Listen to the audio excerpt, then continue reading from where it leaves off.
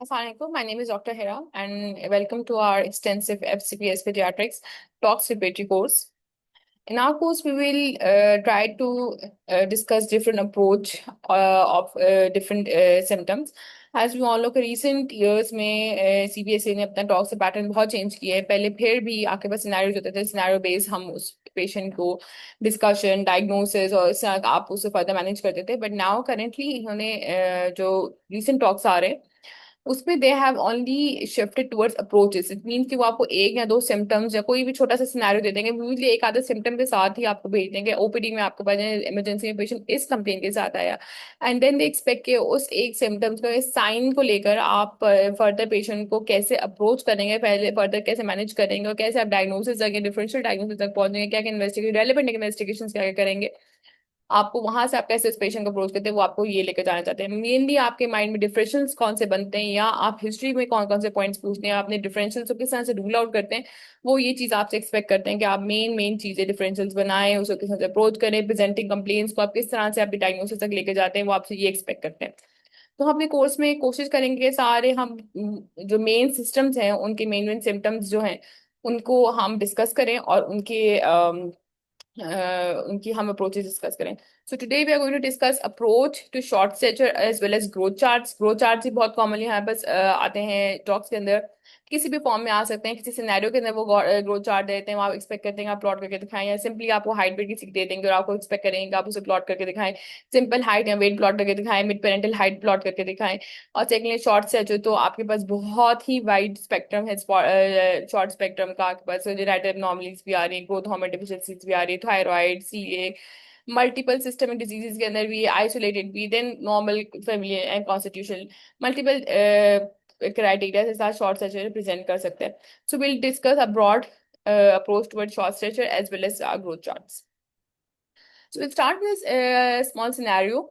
The scenario is a 9-year-old boy has been referred to you for evaluation of short stature. His age is 9 years, his height is 118 centimeter, and his weight is 20 kg. So how will you approach this child? And then they'll give you this growth chart and he'll ask you to plot his height and weight onto this chart. Okay, how will you plot this chart? I think we all have seen this chart in our during our training. सबसे पहले आपने as देखनी है. बच्चे की as 9 years mention है, 9 years आपने देख लिया. 9 years के बाद आपने हाइट 118 सेंटीमीटर है. 9 years से 118 centimetre lies somewhere over here. ठीक है, 120 है ये, 1 1 by 5 के बीच 120, 119 and 118. This is a line and this is 9 years old. So this is where the centile lie. ठीक है, which is less than fifth या less than third centile. ठीक है, and then we had the weight. Weight was 20 kg. Again 9 years पे 20 kg lies here, which is again less than fifth centile. ठीक है, अब वो आपसे एक्सपेक्ट करेंगे. इनका नेक्स्ट क्वेश्चन होगा कि सिंस आपने जो है आपने लेबल तो कर देंगे अपने ग्रोथ चार्ट के ऊपर. नेक्स्ट उनका क्वेश्चन होगा how will you interpret it. तो आपका आंसर होगा कि इसमें कि this is it short stature. तो आपका आंसर होगा कि this is short stature because less than third centile. या अगर आपके पास वो दूसरा ये जो सीडीसी के चार्ट्स हैं वो हो सकता है आपको डब्ल्यू वाले चार्ट्स करें. डब्ल्यू के चार्ट में टू स्टैंडर्ड डेविएशन जो है उससे का ज्यादा हो रहा हो हाइट या वेट, वो भी आई एम प्रीटी श्योर कि आपने ट्रेनिंग में देखे होंगे. टू स्टैंडर्ड डेविएशन ज्यादा हाइट या वेट जो है वो बिलो आ रहा हो तो वो आपके पास शॉर्ट स्टेचर आप उसे लेबल करते हो. ठीक है, तो आपने साथ उनको एक्सप्लेन करने के yes this is a short stretcher और आप उसे पूरा एक्सप्लेन करोगे, पूरा बताओगे उसको, अपनी अपनी अपनी जजमेंट को. वो आपसे सिर्फ जजमेंट नहीं, वो आपसे पूछते हैं अच्छा ये क्या है और आपने किस बेसिस पे कहा है. तो आप बोलेंगे yes is short stature because is less than third centile, height and weight both are less than third centile, so is a short stature. तो उनका नेक्स्ट क्वेश्चन होगा how will you approach this patient. उनका approach से मतलब है आप उनकी अब हिस्ट्री है. तो शॉर्ट सेशन की जब आप हिस्ट्री लेना शुरू करते हैं तो हिस्ट्री में सबसे पहले आपने स्टार्ट करना होता है मेन एंटीनेटल हिस्ट्री से. अच्छा, एक चीज बहुत आपने याद रखना एग्जाम पॉइंट ऑफ व्यू से, सिनेरियो आपने अपनी हिस्ट्री या अप्रोच सिनेरियोज पे चेंज करनी है या ऑल्टर करनी है. ठीक है, अगर आपके पास ये बच्चा आ रहा है 9 years ऑफ एज के ऊपर तो antenatal, birth, developmental, nutrition, this is all important. ठीक है, this is all part of history. You all have to take this part briefly, लेकिन you are but you are not supposed to spend a lot of time on antenatal birth and development. You're not supposed to ask IUGR to mental illness drugs. So आप बहुत detail में ये सब चीजें पूछने की जरूरत नहीं है. फॉर 9 और 10 और इवन 12 13 14 ईयर्स का अगर बड़ा बच्चा आ रहा है इन कंप्लेन शॉर्ट के साथ, तो आपने बहुत ज्यादा टाइम इनमें इन्वेस्ट नहीं करना. You should move forward towards more systemic science and symptoms. ठीक है, यही अगर आपके पास 2 साल का बच्चा है या एक दो 1.5 2 साल का बच्चा वो आपके पास लेकर आ रहे हैं, आपके बच्चे को शॉर्ट स्टेचर है, 3 साल का बच्चा लेकर आ रहे हैं, तो आपने क्या करना है, आपने ज्यादा फोकस इन चीजों पे करके आगे भी आपने पूछना है, डेफिनेटली सब पूछना है, लेकिन ये सब चीजें भी आपने बहुत डिटेल में पूछनी है.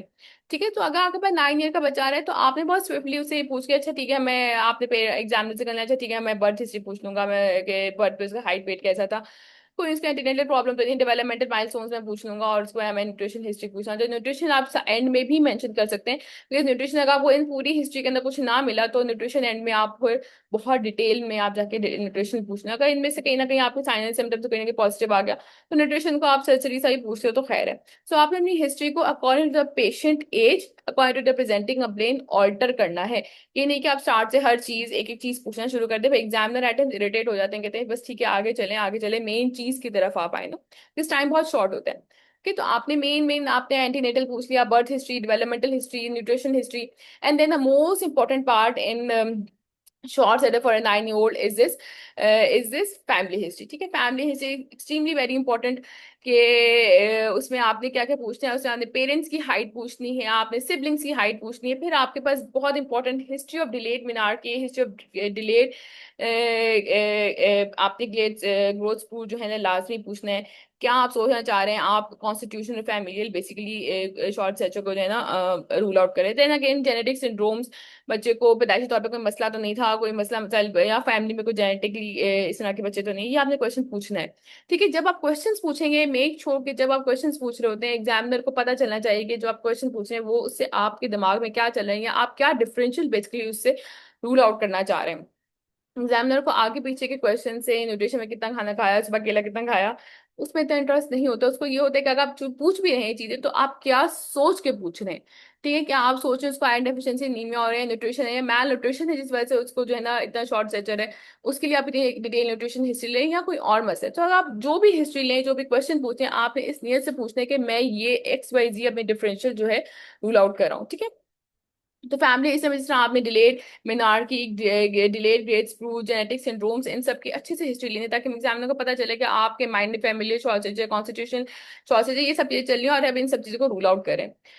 फैमिली हिस्ट्री के बाद secondly most important thing is chronic symptoms. ठीक है, शॉर्ट सर्जरी के अंदर आपके पास क्रॉनिक डिजीज शॉर्ट सर्जरी के साथ प्रेजेंट कर सकती है.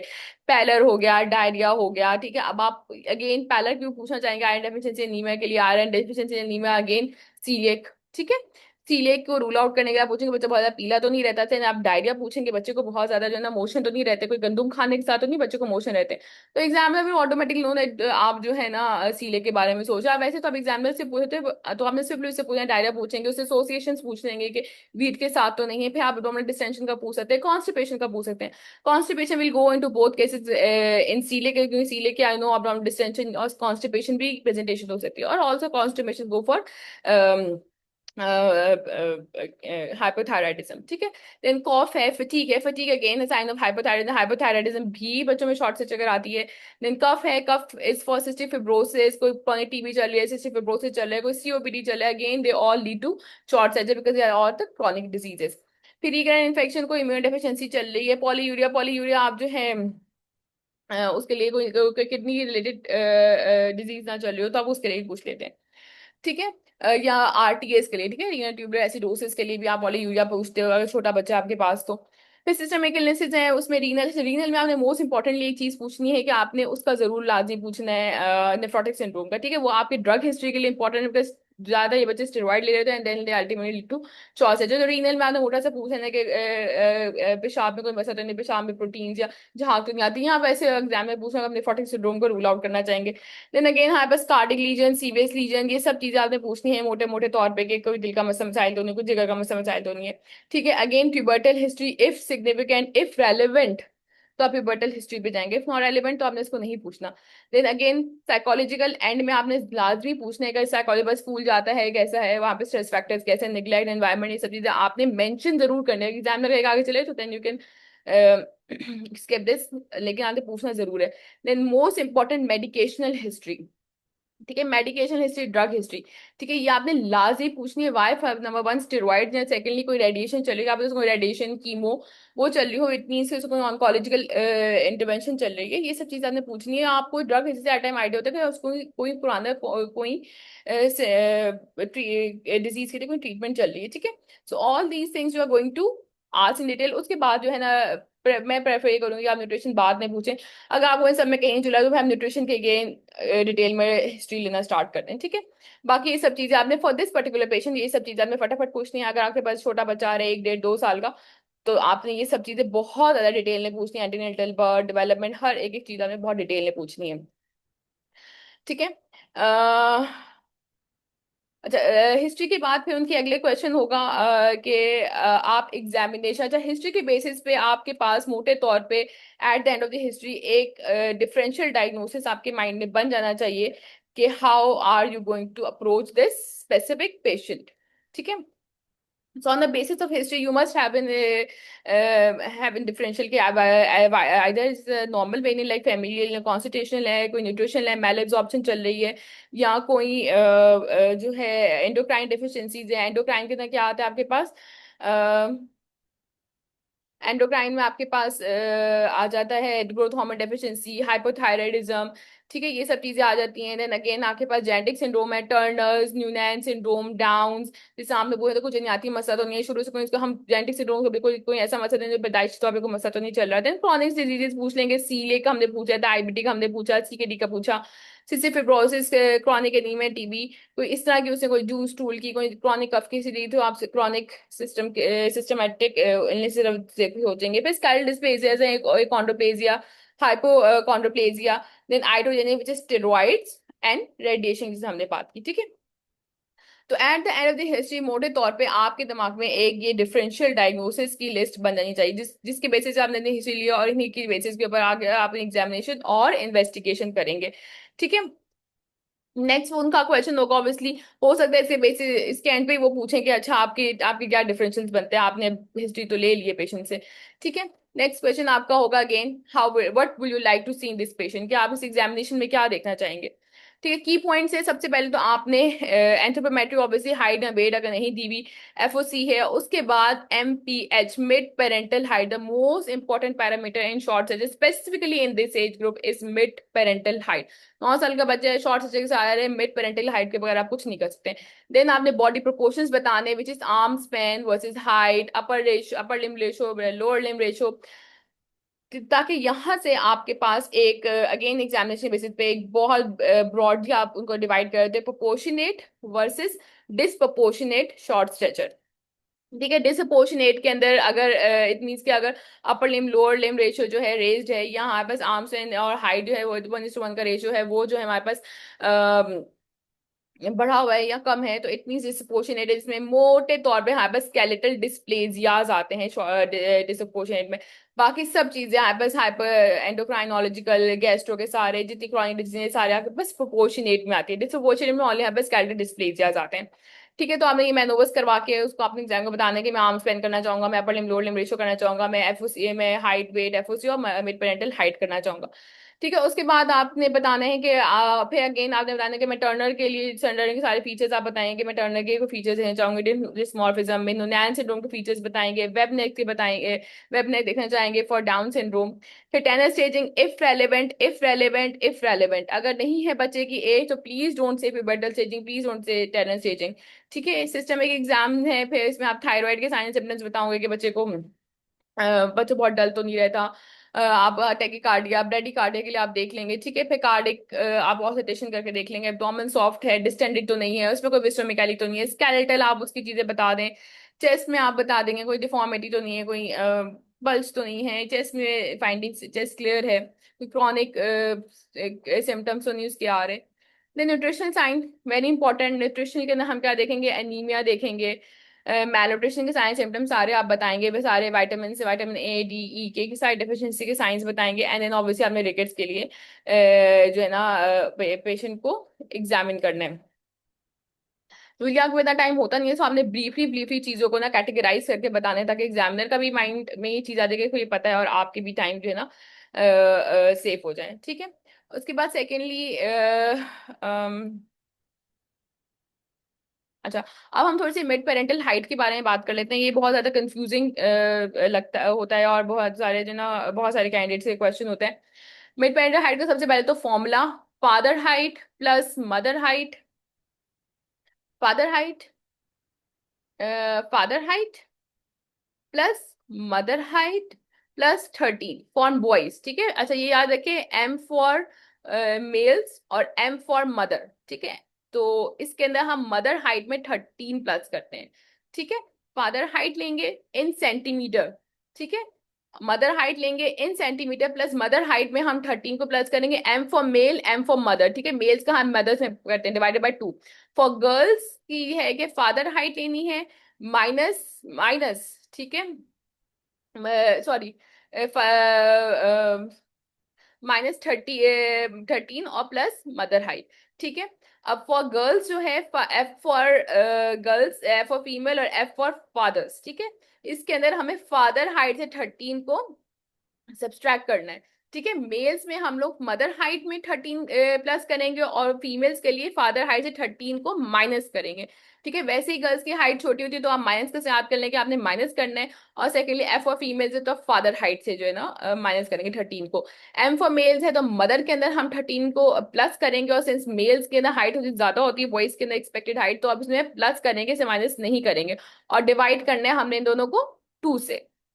ठीक है, तो एक्सपेक्टेड आपके पास उससे जो है ना मिड पेरेंटल हाइट निकल आती है। मिड पेरेंटल हाइट क्या है बेसिकली, कि मदर और फादर के बीच में जो बच्चे की एक्सपेक्टेड हाइट है, एडल्ट एक्सपेक्टेड हाइट जो होती है, वो मिड पेरेंटल हाइट होती है। ठीक है, जो मिड पेरेंटल हाइट निकलती है उसको हम प्लस माइनस 8.5 करके आप एक पूरी रेंज निकाल लेते हो कि इस रेंज के अंदर बच्चे की एडल्ट हाइट फॉल करेगी। ठीक है, if child is projected in adult height is with in the range, अगर वही बात है कि अगर वो अपनी रेंज के अंदर ही है, तो वो या तो नॉर्मल फैमिलियल शॉर्ट स्टेचर है, या कॉन्स्टिट्यूशनल ग्रोथ ग्रोथ फेलियर है। ठीक है, तो ये फॉर्मूला बेसिकली आपने याद करना है कि father height plus mother height plus 13 for boys, father height -13 plus mother height for girls divided by 2, तो आपने करना ही है। ठीक है, और प्लस माइनस 8.5, कुछ जगह पे 10 भी लिखा हुआ है, लेकिन 8.5 जो है आपने याद करना है। 10 अगर आपको आधा आसान लगती है तो आप 10 भी कर सकते हैं। ठीक है, तो जिस हमने प्रीवियस केस डिस्कस किया था, उसमें अगर जब बस आपने हिस्ट्री ले ली, एग्जामिनेशन कर ली, तो उस पर हो सकता है एग्जामिनर आपको आगे बताते हैं कि हाँ ठीक है, फादर हाइट ये है 165 है, और मदर हाइट 152 है। तो अब आप मुझे इसकी मिड पेरेंटल हाइट कैलकुलेट भी करके दिखाएं, और मुझे इस चार्ट के ऊपर ड्रॉ भी करके दिखाएं कि आप अपनी टारगेट हाइट को कैसे प्लॉट करेंगे। तो आपने वही किया, क्योंकि ही इज अ बॉय। आपने मदर हाइट, फादर हाइट क्या थी 165, प्लस मदर हाइट क्या थी 152, तो मदर हाइट 152 लिखी और प्लस 13 इन मदर हाइट करके उसको डिवाइड कर दिया 2 से, तो आपकी टारगेट हाइट क्या निकल आई है 165। इन दिस पर्टिकुलर केस आपकी कितनी निकली है 165 टारगेट हाइट निकलेगी। उसने आपने प्लस माइनस, अच्छा प्लस माइनस 10 कर लेंगे तो it will be easier for your exam point of view, कि आपको 8.5 को प्लस माइनस करना मुझे जरा मुश्किल लगेगा। अब सेकंड क्वेश्चन होता है कि इसको प्लॉट करके दिखाएं इस ग्रोथ चार्ट के ऊपर, तो कहाँ प्लॉट करना है, ये बहुत कंफ्यूजन सबको रहती है कि प्लॉट कहाँ करना होता है। बेसिकली आपने एडल्ट हाइट, जो ये वाली हाइट है, ठीक है, ये जो आपकी हाइट होती है ये आपकी एडल्ट एक्सपेक्टेड हाइट होती है, कि जब बच्चा प्यूबर्टी पे 19-20 ईयर से पहुंचेगा तो उसकी एक्सपेक्टेड हाइट क्या होगी। ठीक है, उसके ऊपर आप उसको इस मिड पेरेंटल हाइट को प्लॉट करते हैं। ठीक है, जैसे 165 है तो आपने इधर, ये इधर आता है। ठीक है, 165 यहाँ आ रहा है, और प्लस माइनस आपने जब 8.5 किया तो रेंज आपके पास आ जाएगी, विच इज 156 से 173 तक, which is somewhere over here. So this is a range. ठीक है, this is a target height, 165 is a target height की, उसकी एडल्ट हाइट उस बच्चे, इस स्पेसिफिक बच्चे की मैक्सिमम भी पहुंच सकती है तो 165 तक ही, मतलब फिफ्थ सेंटाइल तक ही उसके पेरेंट्स की हाइट के अकॉर्डिंगली वो मैक्सिमम 165 से ऊपर नहीं जा सकता।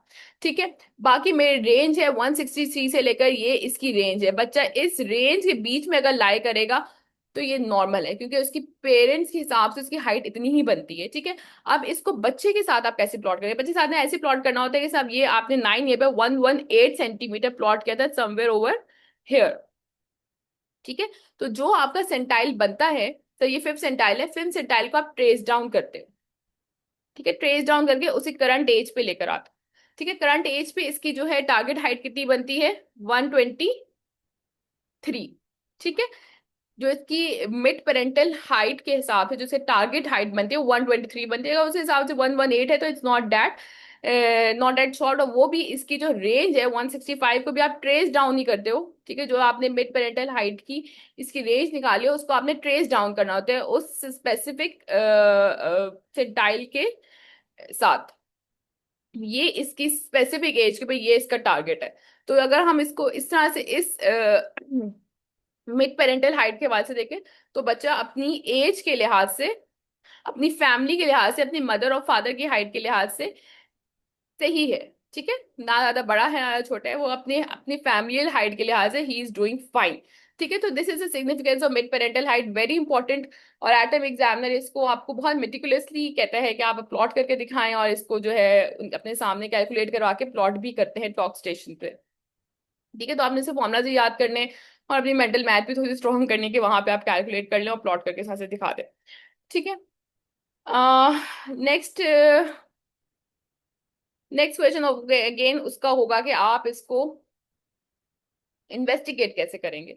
ठीक है, अच्छा ये थोड़े से हम मैनुअल्स की जो इंटरप्रिटेशन है वो डिस्कस कर लेते हैं, जो हमने पीछे मैनुअल्स आपको बताए थे कि हाइट है वो आपको, अगर आप हाइट कर भी लेते हैं तो वो आपका पहला क्वेश्चन होता है कि how will you define this short stature, कि आपने शॉर्ट स्टेचर कैसे कह दिया, तो आपने वही बताना कि लेस देन थर्ड सेंटाइल या 2 स्टैंडर्ड डेविएशन अगर आ रही हैं फ्रॉम द नॉर्मल, ये WHO के ग्रोथ चार्ट में, और थर्ड सेंटाइल से बिलो इन CDC के चार्ट में, तो वो शॉर्ट स्टेचर को डिफाइन करेंगे। फिर हमने चेक किया था अपर सेगमेंट और lower segment. Upper segment lower segment हमने कैसे चेक करना है? Upper segment lower segment ratio, या तो आप सिटिंग हाइट कराएंगे बच्चे को, आपने फुल हाइट तो आपने ले ली थी, ठीक है, उसको बिठा के बच्चे को दीवार के साथ आप जमीन पे बिठा दें बच्चे को, और उसकी जो है आप सिटिंग हाइट ले लें। ठीक है, तो सिटिंग हाइट आप लेंगे, उसको आप टोटल हाइट से माइनस कर देंगे, तो आपके पास लोअर लिम्ब की हाइट आ जाएगी, सिटिंग हाइट जो है वो आपकी अपर सेगमेंट की हाइट आ जाएगी। ठीक है, या दूसरा तरीका होता है कि प्यूबिक सिम्फिसिस को फील करें और उसको आप मार्क कर लें दीवार के साथ, और उसके बाद वहां से आप उसके नीचे तक उसको वैल्यू ले लें, और वो आपके लोअर सेगमेंट पे हो जाएगी, और आप उसको ओवरऑल जो हाइट आपने ली उसे माइनस करें तो आपके लोअर सेगमेंट का आ जाएगी, और फिर तो आपके अपर सेगमेंट की हाइट आ जाएगी। ठीक है, तो इस आपने अपर सेगमेंट और लोअर सेगमेंट की लेंथ लेनी है। Sitting height is more preferred, आप आजकल सिटिंग हाइट ही सब लेते हैं, तो सिटिंग हाइट लेनी है, उसको आपने टोटल हाइट से माइनस करके लोअर सेगमेंट का निकाल लेना है। ऊपर आपने न्यूमिनेटर में अपर सेगमेंट रखना है और डिनोमिनेटर में लोअर सेगमेंट रखना है, और आपने इसको डिवाइड कर देना है। नॉर्मली एट बर्थ 1.7 है, ये आपने जो रेंज याद करनी वाली वो ये है, 10 ईयर्स पे 1 है और 3 ईयर्स से 1.3 है। इसमें जरा सा भी अगर ऊंच नीच हो रहा है तो आप इसको क्या कहेंगे? Disproportionate short stature. ठीक है, अगर ये रेशो बढ़ा हुआ होगा इसका मतलब ये है कि लिम्स शॉर्ट हैं और ट्रंक जो है वो नॉर्मल है। ठीक है, यहाँ ट्रंक ज्यादा बड़ा है और लिम्स जो है वो शॉर्ट है। बेसिकली आपके पास लिम्स शॉर्ट हो रहे हैं। ठीक है, लोअर लिम्स और जो अपर लिम्स शॉर्ट हो रहे हैं। जो ट्रंक है आपका सेंट्रल ट्रंक वो नॉर्मल है, तो ये it will goes towards skeletal dysplasia, ricket. अगर रेशियो शॉर्ट है, ठीक है, इसका मतलब है लिम्स लॉन्ग हैं। ठीक है, लॉन्ग है और ट्रंक जो है शॉर्ट हो रहा है, तो आप स्पॉन्डिलो एपिफाइजल डिस्प्लेजिया, स्पाइनल एब्नॉर्मलिटीज की तरफ जाएंगे। ठीक है, और अगर हमारे पास प्रोपोर्शनेट शॉर्ट स्ट्रेचर आ रहा है, मतलब कि जो आपने upper segment plus lower segment का रेशियो निकाला है वो इस रेंज में लाई कर रहा है फ्रॉम 3 to 10 ईयर्स, और फ्रॉम 10 ईयर्स ऑनवर्ड वो इस 1 के अंदर आ रहा है, वो इस रेंज का लाइक है, तो इट मींस प्रोपोर्शनेट है। प्रोपोर्शनेट के अंदर सारी आपकी दूसरी डिफरेंसेस आती है, which is growth hormone deficiency, coeliac, CKD, chronic diseases, constitution shortage, female shortage, सबके सब जो है वो प्रोपोर्शनेट के अंदर ही आते हैं। फिर आर्म स्पैन वर्सेस हाइट करना चाहिए, ये भी जो है ना इक्वल टू हाइट, मतलब 1:1 का रेशो होता है आर्म स्पैन और हाइट का। ठीक है, तो आपने आर्म स्पैन करना है, अगर आर्म स्पैन हाइट से ज्यादा है, ठीक है, तो ये मार्फन सिंड्रोम की तरफ जाएगा। और क्लाइन फिल्टर है लॉन्ग लिम्ब सिंड्रोम की तरफ। और अगर हाइट ज्यादा है और आर्म स्पैन छोटा है, मतलब आर्म्स छोटे हैं, तो शॉर्ट लिम्ब डिस्प्लेजिया की तरफ आएगा। मुझे ये इतने इंपॉर्टेंट टॉपिक नहीं मैराथन है, ठीक है, तो आपको ये इसकी ये सिग्निफिकेंस है कि मैराथन और client filter can come in to आपके पास इन टॉक्स। तो आपको ये याद होना चाहिए बात कि arm span client filter marathon पे ज्यादा होता है। ठीक है, उसके बाद हेड हेड सर्कमफ्रेंस है, हेड सर्कमफ्रेंस भी डिपेंड करता है। आप मैक्रोकेफेली और मैक्रोकेफेली वो आपने हेड सर्कमफ्रेंस करना है और प्लॉट करना है अपने ग्राफ के ऊपर, वो स्केलेटल डिस्प्लेसिया अगर मैक्रो में आ रही है, माइक्रो में सीएनएस पैथोलॉजी सारी की सारी अगर मैक्रोकेफेली की जो डीडीज बन गई, ये हम ज्यादा डिस्कस करेंगे ना सीएनएस पार्ट। फिर बाकी हैं विद स्पाइन में स्कोलियोसिस किम्फोसिस आपने चेक करना है, डिस्मॉर्फिक फीचर्स हैं, फिर बटल से अगेन इफ रेलेवेंट। ठीक है, ये आपके डिफरेंट जो है ना सिस्टमिक डिजीज को डिफरेंशिएट एक्सक्लूड करने में हेल्प करता है। ठीक है, मेन मेन आप ये मैनोवर्स अपने स्टॉक से बताने हैं। ठीक है, नेक्स्ट हम बताएंगे इन्वेस्टिगेशन। नेक्स्ट ऐसा क्वेश्चन होगा हाउ विल इन्वेस्टिगेट दिस। अच्छा, अब इन्वेस्टिगेशन जो है you need to be really very meticulous about investigations, because examiner I will have to get CBC CRP ये सब नहीं सुनना चाहता। They want to get an tailored investigation according to a differential by this stage by this phase. आपने जब head history कर लिया, examination कर लिया, आपके माइंड में 2-3 डिफरेंशियल्स बन चुके होते हैं। ठीक है, तो आपने अपनी इन्वेस्टिगेशन हमेशा according to your differences tailor करनी है। और जो इन्वेस्टिगेशन बताएंगे एक्सट्रीमली वेरी इंपॉर्टेंट कि जो इन्वेस्टिगेशन बतानी है, साथ में आपने ये भी बताना है कि आप उस इन्वेस्टिगेशन में देखना क्या जा रहे हैं या आपकी इंटेंशन क्या है बिहाइंड इन्वेस्टिगेशन। सिर्फ आंखें बंद करके मैं ये कराना चाहूंगी, इस पे एग्जामिनर अगेन फिर आपको टोकते हैं, देन अगेन दे आस्क कि क्यों देखना है, ये इन्वेस्टिगेशन क्यों करानी है। सो आपने हमेशा टेलर करना है, मतलब कि आपने उसको शॉर्ट लिस्ट करना है। ठीक है, शॉर्ट लिस्ट करना है अकॉर्डिंग टू योर डिफरेंशियल। अब इस पर्टिकुलर केस में जो हमने पीछे डिस्कस करते हुए आ रहे थे, आपकी मिड पेरेंटल हाइट रेंज के अंदर आ रही है, बच्चे की शॉर्ट से चले लेकिन मिड पेरेंटल हाइट रेंज में आ रही है, तो अब मोस्ट इंपॉर्टेंट सिग्निफिकेंट इसके अंदर क्या इन्वेस्टिगेशन होगी, बोन एज की। ठीक है, बोन एज इज इंपॉर्टेंट कि अगर तो बोन एज नॉर्मल है तो क्रोनोलॉजिकल एज है तो ये फैमिलियल जा रहा है, अगर बोन एज पीछे जा रही है तो ये कॉन्स्टिट्यूशनल। ठीक है, आपको दो इन डिफरेंशियल फैमिलियल कॉन्स्टिट्यूशनल को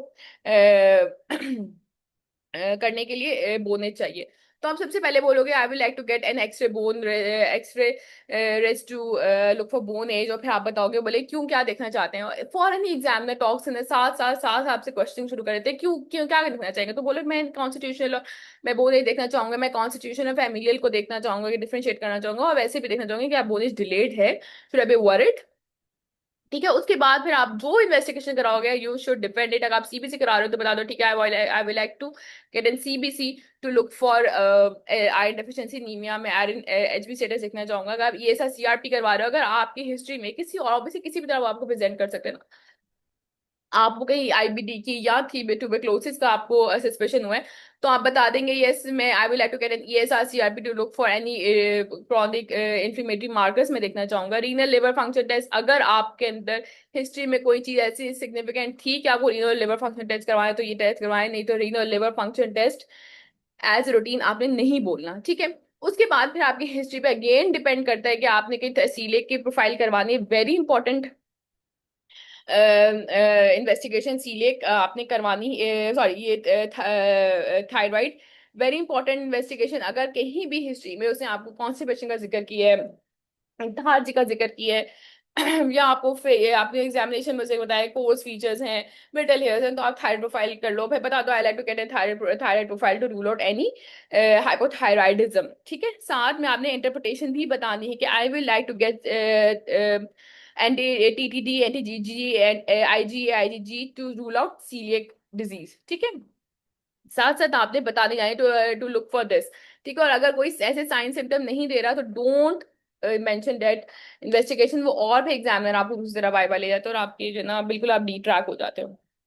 ठीक है, उसके बाद एंडोक्राइन है, इंसुलिन लाइक ग्रोथ फैक्टर्स करवाएंगे, ग्रोथ हार्मोन स्टिमुलेशन टेस्ट है, केयर टाइपिंग टर्नर्स के लिए आप करवा सकते हो। फिर एमआरआई पिट्यूटरी स्केलेटल सर्वे आपने करवाना है। अगर आपके पास स्केलेटल डिस्प्लेजिया आ रहा है तो आप स्केलेटल सर्वे का ऑर्डर करोगे। अगर आपके पास ग्रोथ हार्मोन डेफिशिएंसी के कोई ना कोई आपको लग रहा है साइंस सिम्टम्स हैं या कोई हिस्ट्री में कोई चीज नहीं लगी तो आप इंसुलिन लाइक ग्रोथ फैक्टर के साथ एमआरआई पिट्यूटरी भी करवाते होते हैं to rule out any tumour. ठीक है, पे जेनेटिक पैनलिंग और एक्सोम सीक्वेंसिंग अगर आपके कहीं भी कोई इन्वेस्टिगेशन नहीं बनी। तो यहाँ पे I will like to discuss an scenario. ये हमारे पास टॉक्स का ही सिनेरियो है कि एक पेशेंट उन्हें दिया था विद सेम विद हाइट बताई थी, बच्चे की वेट बताई थी और ग्रोथ चार्ट दिया था कि इसको प्लॉट करें। प्लॉट कर लिया था, वो शॉर्ट सेचर था, उन पे डेफिनेशन पूछी शॉर्ट सेचर की। उसके बाद नेक्स्ट उनका क्वेश्चन ये था कि पेशेंट की आप क्या क्या इन्वेस्टिगेशन कराना चाहेंगे। स्ट्रेट वो they shifted towards jump toward investigation, describe the history, describe the examination. तो हिस्ट्री ऑब्वियसली सीबीसी, फिर आप उसमें सीबीसी करा ले तो उसमें ताकि बाद अभी सारे शॉर्ट सर्चर के डिफरेंशियल्स ओपन है ना, coeliac, CKD, familial, constitute, everything is open. तो आप सीबीसी से पे आप स्टार्ट करें, आप बताएं ठीक है, I will in CBC to look for iron deficiency anaemia. तो फॉरन यूजर ने ये मेरा अपना खुद का सेशन था, तो जैसे मैंने सीबीसी बोला, they put CBC in front of me, he was severely anaemic, pallor 8 का आई थिंक एचबी था। सो उनका अब आप क्या करेंगे, तो मैंने I skipped all LFTs RFTs, I just instantly said से मैं फेरेटिन करवाऊंगी। उन्होंने फेरेटिन मेरे सामने रखते, ferritin was again very low. अब आप क्या करवाएंगे, मैंने कहा सर मैं सीलिक प्रोफाइल करा लूंगा, obviously iron deficiency anaemia without any history तो मुझे कोई नहीं थी, unexplained iron deficiency anemia. So मैंने कहा sir I would like to get an RFTs and celiac profile, and they immediately put an celiac TTG level, IgA level, and they will markedly raised. मैंने कहा फिर अब आप क्या करवाएंगी, मैंने कहा sir I will like to order and duodenal biopsy. उन्होंने मेरे साथ बायोप्सी की रिपोर्ट रख दी and again show coeliac disease. ठीक है, within 1 minute they didn't waste any time the investigation, I said I didn't all set any irrelevant investigation, neither did the examiner put any irrelevant examination। मैं irrelevant examination बताती रही, उसने साथ साथ मेरे सामने examination रखी and we reached towards celiac disease। फिर उन्होंने मुझसे celiac disease की ट्रीटमेंट पूछी, कॉम्प्लिकेशंस पूछी, फॉलोअप उसने मुझसे पूछा फॉलोअप पे आप क्या देखना चाहोगी, उसी हाइट वेलोसिटी देखेंगे ये सब चीजें से। वो फिर बहुत लंबा और एक्सटेंसिव मुझसे सीलिएक पे वाइवा लिया, बट प्रेजेंट उसने ग्रोथ चार्ट के साथ ही मेरा वाइवा स्टार्ट किया था। ग्रोथ चार्ट रखे थे, उसने ग्रोथ चार्ट के साथ अप्रोच करके उसने फटाफट सीबीसी ये सब करा के उसने केस खत्म किया। तो दिस इज द पॉइंट कि आप कहने का मकसद ये कि आपने जो भी इन्वेस्टिगेशन बतानी है सोच समझ के बतानी है, whatever is relevant to your case. अब तो आपने हिस्ट्री एग्जामिनेशन में जो किया, और अगर एग्जामिनर इन सब चीजों की तरफ नहीं जाता, सो बी वेरी फोकस्ड। आप जो भी इन्वेस्टिगेशन ऑर्डर करेंगे आपने सोच समझ के करने में उसमें क्या देखना चाह रहा हूँ। ठीक है, आप आगे पीछे जब एग्जामिनेशन बताते हैं ना, एग्जामिनर भी इससे काफी ज्यादा इरिटेट होते हैं। ठीक है, एग्जामिनेशन के बाद, ठीक है, ये आपके पास जब आपने इन्वेस्टिगेशन के बाद ये आपका एक जर्नल सा अगेन डिफरेंशियल डायग्नोसिस को आपको टलन डाउन करेगा। अगर नॉर्मल बोन एज है, नॉर्मल ग्रोथ वेलोसिटी नॉर्मल है, बोन एज नॉर्मल है, तो फैमिलियल चॉइस स्ट्रक्चर आ जाएगा। अगर अभी क्योंकि आप इस at this time you do have an X-ray, तो आपको बता देगा बोन एज नॉर्मल है या नहीं है। ठीक है, तो अगर बोन एज नॉर्मल आ गई होगी तो आपने फेमिलियल की तरफ जाना है। Very, I think it's a very common thing, हमने एमसीक्यूज के अंदर भी आप सबने बहुत दफा ये चीज की होगी। अगर डिलेड बोन एज है या bone age is less than the chronological age, मतलब ये कि जो सी अभी एज अगर 9 years है, बोन एज आपकी 5 या 4 या 6 या 7 years पर है, या और उसके हाइट एज के लेके इक्विवेलेंट है, तो ये कॉन्स्टिट्यूशनल डिले में आएगा। ठीक है, it's very important differentiate between these two. Then अगर डिलेड एज बोन एज भी लो है, लो ग्रोथ ग्रोथ वेलोसिटी भी है, तो एंडोक्राइन डिसऑर्डर्स में आएगा। और डिस्प्रोपोर्शनेट है तो इसको मैं बता चुकी हूँ, हम लोग स्केलेटल डिस्प्लेजियाज के लिए देखेंगे इन पेशेंट्स को। ठीक है, अगेन नेक्स्ट,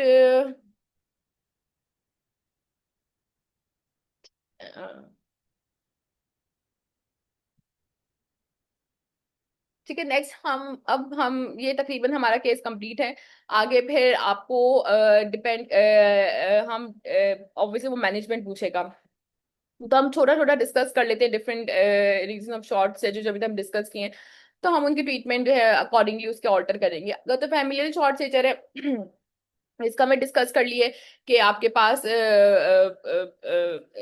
जो बोन एज है वो नॉर्मल आ रही है, तो फैमिलियल शॉर्ट शॉर्ट सेचर में सिर्फ और सिर्फ आपने रीअश्योरेंस करानी होती है। फैमिलियल शॉर्ट सेचर कोई भी स्पेसिफिक ट्रीटमेंट नहीं, आपने रीअश्योर कराना है, फॉलोअप पे रखना है, ग्रोथ वेलोसिटी चेक करती रहनी है, और पेरेंटल को counselling is the most important बात। ठीक है, इसमें ये चीज याद रखनी है इसमें ग्रोथ हार्मोन का कोई एज सच रोल नहीं है। मैनेजमेंट से रीअश्योरेंस आएगी, काउंसलिंग ऑफ द पेरेंट्स आएगा, और no medical treatment require monitoring goal. अच्छा, इसमें जो सबसे इंपॉर्टेंट बात है ना, मॉनिटरिंग जरूर बताने की। ग्रोथ चार्ट आप जो उसका रखते हैं उसको मैं वो दे दूंगा, मैं ग्रोथ वेलोसिटी मैंने मॉनिटर करूंगा, ये चीज आपने जरूर मेंशन करनी है। One thing examiner like to answer. और फिर आपने सेकंडली बतानी growth therapy is not indicated, ठीक है, सेपरेट रेयर केसेस, जो कि नहीं होता इसमें, ठीक है। तो वही बातें हैं, सारी चीजें जो हम पहले डिस्कस कर चुके हैं। उसके बाद नेक्स्ट हमारे पास आएगा constitutional short stature. Constitutional short stature में क्या होगा? कॉन्स्टिट्यूशन में सेम चीजें हैं लेकिन कॉन्स्टिट्यूशनल शॉर्ट स्टेचर में अलॉन्ग विद डैट आपकी जो बोन एज है वो भी डिलेड है। इसका मतलब है कि बोन में पोटेंशियल है कि वो ग्रो कर सकती है, ठीक है। इसमें यहाँ पर ग्रोथ स्पूड डिलेड होता है। इसमें अगेन स्ट्रॉन्ग फैमिली हिस्ट्री होती है for short stature and delayed puberty, ठीक है। ये हमने इसे हिस्ट्री में जब पूछा था, family history of short stature and family history of delayed puberty, ठीक है, या ग्रेट डिलेड ग्रोथ स्पूड। अच्छा, ये चीज याद है कि जब हिस्ट्री में हम ये चीजें पूछते हैं ना कि खानदान में कोई छोटा तो नहीं है, family history of short stature and family history of delayed growth spurt, they are two different things, ठीक है। अगर फैमिली हिस्ट्री हम शॉर्ट स्टेचर पूछ रहे हैं, फैमिली शॉर्ट हाइट हम पूछ रहे हैं, तो हम फैमिली को रूल आउट करें। अगर हम डिलेड प्यूबर्टी या डिलेड ग्रोथ स्पूड का पूछ रहे हैं, तो हम कॉन्स्टिट्यूशनल का पूछना चाह रहे हैं। तो ये दोनों चीजें ने बहुत डिफरेंट करके डिफरेंट अलग अलग पूछने, ताकि एग्जामिनर को पता चला फैमिली और कॉन्स्टिट्यूशन दोनों चीजें साथ साथ ढूंढ सोच रहे हो, ठीक है। अब इसके अंदर ये होता है कि insulin like growth factor at times low होते हैं, ठीक है। वो क्रोनोलॉजिकल एज मतलब जो बच्चे करंट एज है, सपोज 9 ईयर, तो उसके लिहाज से कम होंगे। लेकिन अगर बोन एज जैसे 7 या 6 ईयर्स पर है, तो बोन एज के लिहाज से वो नॉर्मल होते हैं, ठीक है। ग्रोथ हार्मोन स्टिमुलेशन टेस्ट भी एट टाइम जो है लोअर देन नॉर्मल आता है। अब इसमें जो है ना थोड़ा बहुत कॉन्स्टिट्यूशनल के अंदर at times very rarely role होता है ग्रोथ हार्मोन का, जो कि दिया नहीं जाता, बट यस के हमारे पास इसमें रोल है।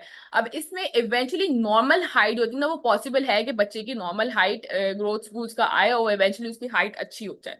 फैमिलियल में कोई चांस नहीं, अगर फैमिली ही जब उसकी ये हिस्ट्री ही उसकी शॉर्ट है तो वो शॉर्ट ही रहेगा,